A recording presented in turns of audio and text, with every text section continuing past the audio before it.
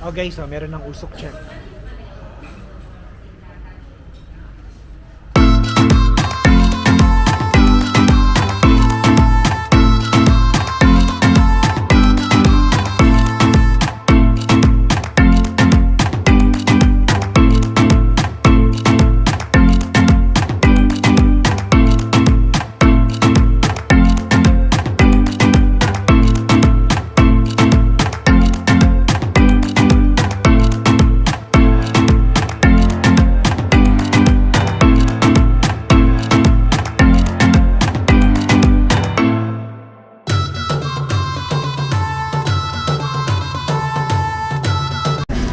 Good morning guys, and it's Christmas Day, so Merry Christmas. Bali aalis ulit tayo, do kakababalik lang natin galing Shanghai. Ayaw kasi natin magpasko dito sa Pilipinas, so pupunta tayo dito lang din sa Southeast Asia. Dito tayo mag-spend ng Christmas. Okay? Bali ang destination ko this time is Vietnam. So pupunta ako ng Sapa, Hanoi, and it's my second time in Hanoi, and then pupunta ako ng Ho Chi Minh. So that's going to be my first time in Ho Chi Minh. So let's go. Guys, ang lungkot ng airport sa international side. Ang anti ng passengers. Sa domestic medyo marami-rami, ayun o. So, well, decision natin to, lumipad ng Pasko. Diba? Kasi mura ang pamasahe, pero laban lang. So, see you in a bit, Hanoi. I'm so excited to be back in Hanoi, and gusto ko na ulit makakain ng authentic na pho na mura. Kasi mura dun, dito kasi sa Pilipinas sa mahal ng pho. Tsaka authentic na banh mi. Kakamiss. Guys, nag-arrive na ako dito sa Vietnam, and nakapag-withdraw na rin ako ng cash sa Auto DIB. Pero yung mga ATMs na or bangko na walang charge is yung VP Bank at saka TP Bank, pero wala kasi dito sa loob ng airport. So ngayon, hanapin ko na lang yung bus 86 papunta ng city center or dun sa old quarter para mas mura. Okay, let's go! Guys, pagkalabas nyo ng arrival, kakaliwa lang kayo, and then makikita nyo itong bus 86. Ito na yung papunta ng old quarter.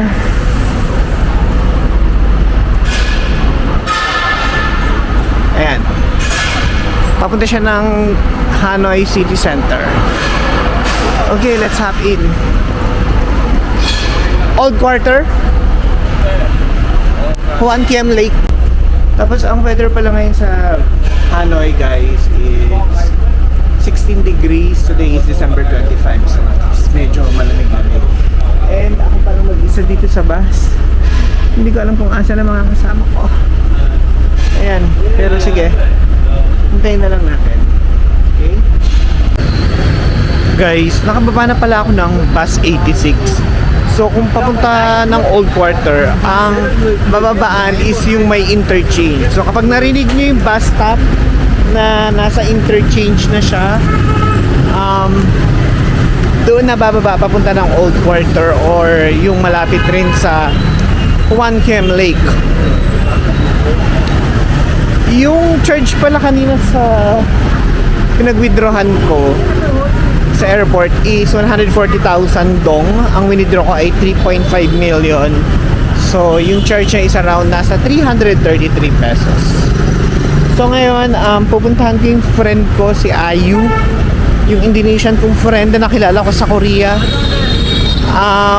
Magkikita kami at today din yung schedule namin papunta ng Sapa, pero magkaiba kami ng sasakyan. Okay guys, I'm with Ayu na. Remember from Bali and from Korea last year. So nagkita na kami ngayon, kakain muna kami. Okay, let's go there. Yep, kakain muna kami. Kasi hindi pa siya nagbe-breakfast at ako hindi pa ako nagla-lunch. Ay, hindi pa rin yata ako nagbe-breakfast. So, ito yung old quarter. Feeling ko naman, nakikita niyo na ito sa mga pictures, Instagram, and everything. Ayan. So, Michelin restaurant, okay. Just here. 30 minutes. Yeah, it's okay. Yeah, it's okay. Let's go. Ate Mary is still waiting for her visa. Yes, this is correct. No sound. There, yeah. Yeah. So you just do walking, Yeah, you just walk, night walking. or did you book a walking tour? No. And then you went to the railway, right? The coffee shops in the I don't not try by try, but I'm not try coffee shop, Chong Coffee. oh, Chong Coffee, but I think coffee in Safa, Giang Cafe. Yang Cafe. Okay.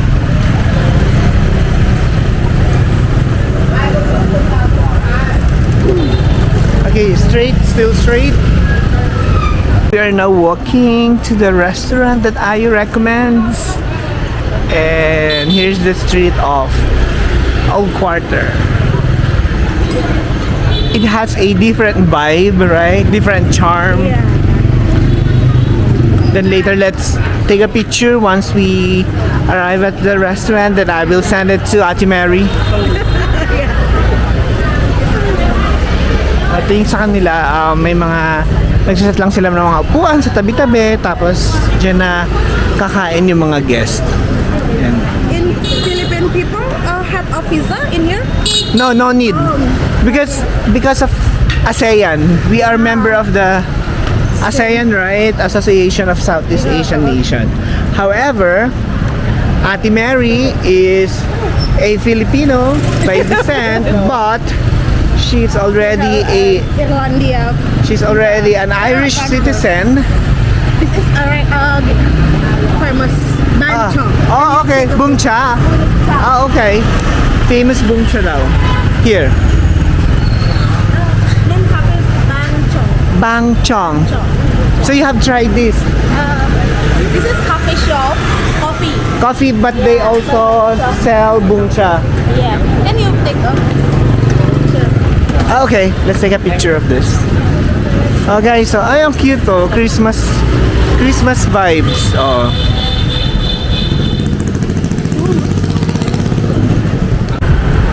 Okay. Oh, there's a city tour bus. Ano eh, city tour bus.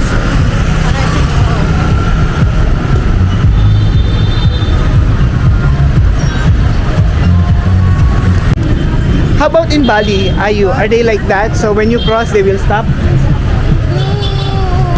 Ayu guys is professional in crossing the street here in Vietnam. Oh, okay. Mga pasalubong. Siguro sa Ho Chi Minh na ako bibili. I like Shanghai. You like? Shanghai has a different vibe. So, actually, in general, the people are nice. Yeah. A hotel in Shanghai is expensive or No, it's cheap. Oh, cheap? Yeah, we stayed in a hotel for around 13,000 pesos, so that's around Indong? around 220 US dollars. Naliligaw na kami. We're lost.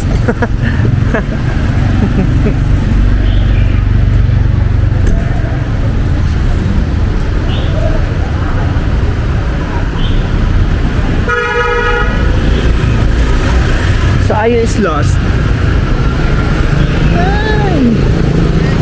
Here. Where? The other side. A left. Okay. So we need to go back again and then come on, let's cross. And then Turn left. Okay. Okay. Okay. So guys, we're here na, is it the color orange? The color orange restaurant. Ayu? The Yes, the po one. Di ko. One or 10. Whatever. Okay, let's just cross. Po 10. 10. Yeah. Po 10. Ayun.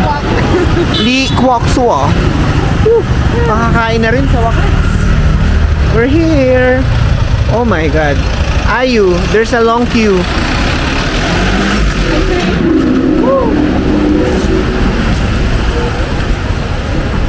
But Miss Celine.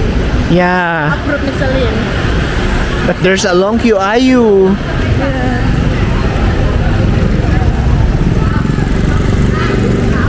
Andito na kami at ang haba ng pila.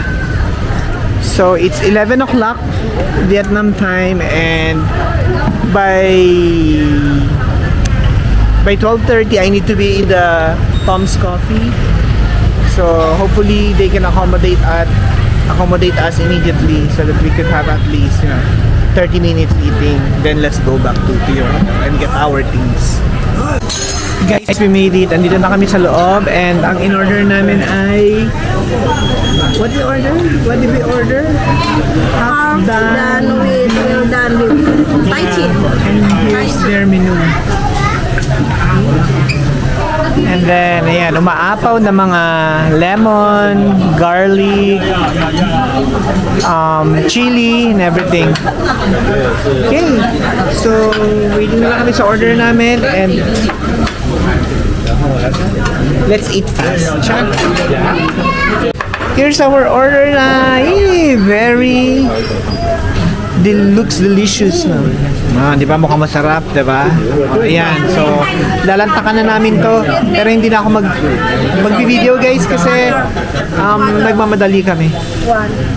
Guys, andito na kami sa hotel ni Ayus sa Hanoi Traveler House, and nag-charge na lang ako ng aking cellphone para meron akong battery habang nasa biyahe because I need to contact IU once I arrive in Sapa. So now it's 12:14, I mean 15, siguro by 12:20 pupunta na ako dun sa pick up point ng Interline bus going to Sapa. And I'm so excited because it's going to be my first day in Sapa together with the IU, and hopefully Ate Mary will make it. Hopefully her visa will be released today so she can, follow us in Sapa. Sarap na kinain namin kanina, sana lang hindi umana yung tiyan. Okay, so andito na ako sa pick up point. Andito yung Tom's Coffee. Sorry, ano ba sorry? Hindi ko na na-video kanina. So, yun yung Tom's Coffee. Andun yung conductor, tapos bibigyan nila kayo ng ticket nyo. Ayan. Tapos ituturo niya kung saan kayong bus. So, dito daw ako sa bus na to. Bus na Feng. So, pupunta na ako para makapahinga na. Okay. Guys, andito na ako sa loob ng sleeper bus going to Sapa, and medyo bitin ang higaan. So ang height ko ay mga nasa 5'6" lang. Ay, sakto lang pala siya. Pero kung yung nasa likod nyo mahaba yung kanyang paa, baka lumagpas sa ulo nyo. So ito yung bus. Hinahanap ko yung kung meron siyang charging station, pero mukhang wala. Buti na lang nag-charge ako sa hotel ni Ayu, at kaya meron pa akong 80% na battery sa aking cellphone. So ngayon, hopefully hindi ako mahulog dito habang umaandar mamaya. Hindi ko alam kung may seatbelt. Parang wala. Pero ayun, try ko matulog dahil kailangan ko matulog. Okay, so andito na kami sa first stopover. So ito siya. May mga kainan ng onte. Tapos yung CR dito may bayad na $3,000. Binayad ko yung 500,000. So nabariyahan na siya. Guys, nag-arrive na ako dito sa Sapa, and malamig, parang 11 degrees nakita ko, pero ayun, may usok. Check na. Umuusok na, di ba? So nag-book na ako ng Grab nandito lang ako sa tapat nung bus station. Ayan, actually pwede naman siyang lakarin mga 20 minutes pero paakyat kasi so baka alam mo yun mapagod ako or ano ba, sumakit kasi yung ulo ko kanina dun sa first stop so I think i-grab na lang ko to. Nasa 35,000 lang to 40,000 yung grab niya so sobrang mura parang nasa 100 pesos lang so ayun yung sleeper bus pala nabook ko siya sa Klook around 565 pesos ata yun. So kung magbubuk din kayo ng bus sa Klook, use my promo code MarlonMalab to get discount. Okay, at ito na yung grab ko. Okay, so ito yung Sapa finally. Parang ang tagal kong pinaplano and pinag-iisipan magpunta dito. So finally na-realize ko rin na pumunta tayo dito and let's enjoy Sapa, let's explore Sapa. So hindi naman siya parang ganun ka-foggy, though malamig yung weather pero hindi siya ganun ka-foggy. Wow, ang ganda, parang Baguio feel. So ito na yung lake.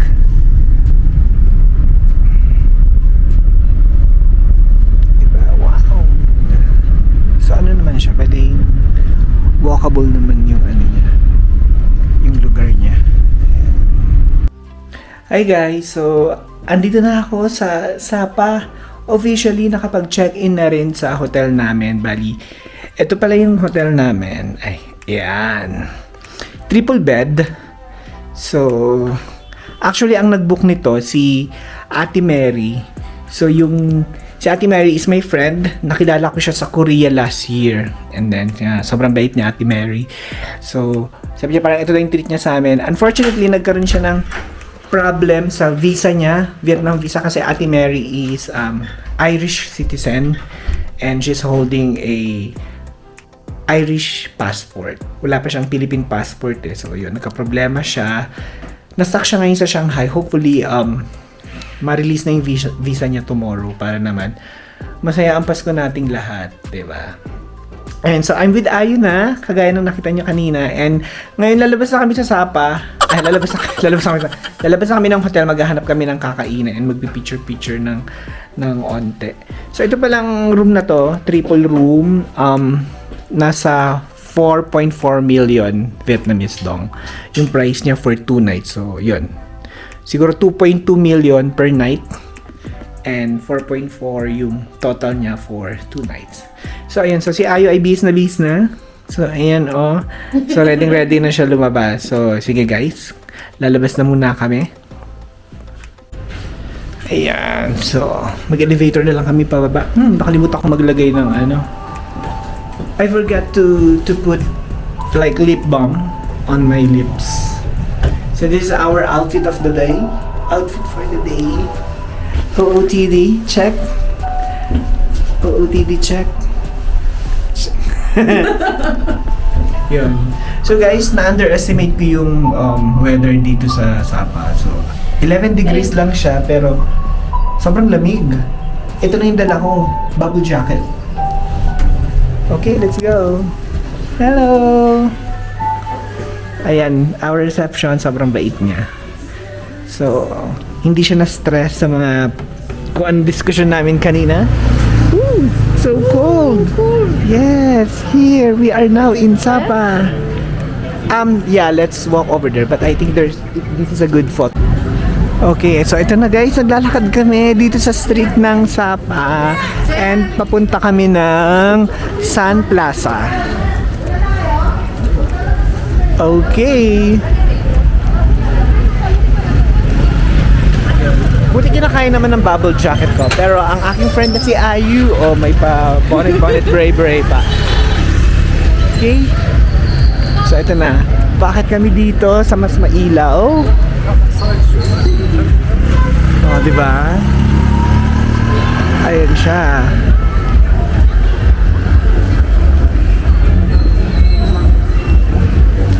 So, meron akong nakitang restaurant sa TripAdvisor. And magandang reviews niya, at saka 5-star yung rating niya. So, baka doon na lang muna kami kumain ni Ayu. But kung may makita kami along the way na parang feel namin, yun, magde-decide kami kung saan kami kakain. Okay. Okay, so andito kami sa tapat ng Sun Plaza, Sapa Station. Picture-picture muna kami dito, ang ganda. Photo spot siya dito sa Sapa. Tapos yung hotel namin, towards lang dyan. Tapos kakaliwa lang ng onte. Tapos yun na. Okay, so ngayon kakain kami sa Chotin Kwan. Okay, let's go.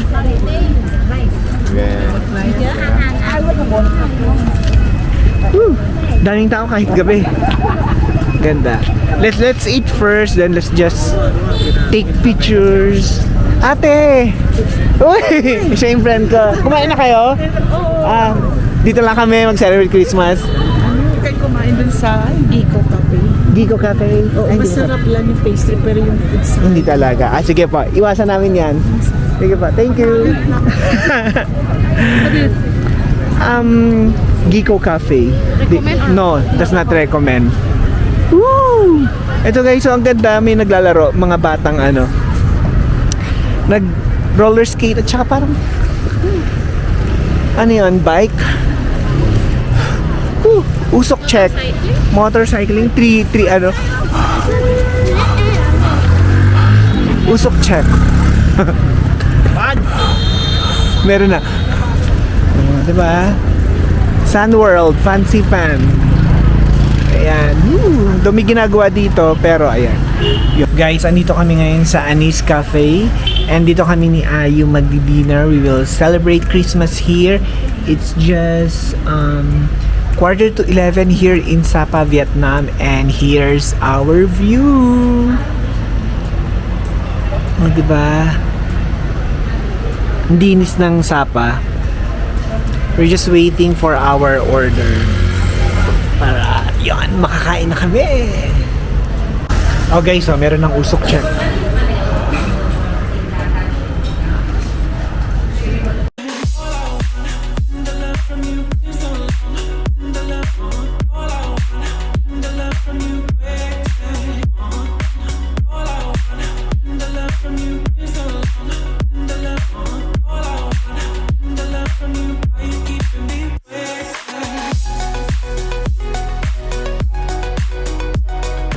Guys, tapos na kami kumain ni Ayu. Dito kami kumain sa Anis Kitchen Food and Drink. Yes. Sabi ni Ayu, recommend niya daw. Ako nire-recommend ko. Masarap yung food nila. Tsaka malaki yung serving. So, I think mga good for two. Good for sharing. Ngayon, uwi na lang muna kami ni Ayu because tomorrow we will figure it out. Kung anong gagawin naming activity. Depende kung darating si Ate Mary. Yeah. Yeah, so pag dumating si Ate Mary, we will skip Fancy Pan for tomorrow. I will skip Fancy Pan, then we will visit Fancy Pan the next day. If not, we'll figure it out. Okay? So, eto, lalakad na kami, pauwi na sa hotel. Nasagot ni Ate Mary. So, shout out to Ate Mary. Thank you for sponsoring our hotel. We really appreciate it. And more blessings to come. And please keep on sharing your blessings. Thank you for everything. Okay, so here, is it the correct way? Okay. Yan guys, uwi na muna kami kasi malamig na. Malamig na, tsaka may usok check na. Okay, sige. So, I'll see you tomorrow. Bye-bye.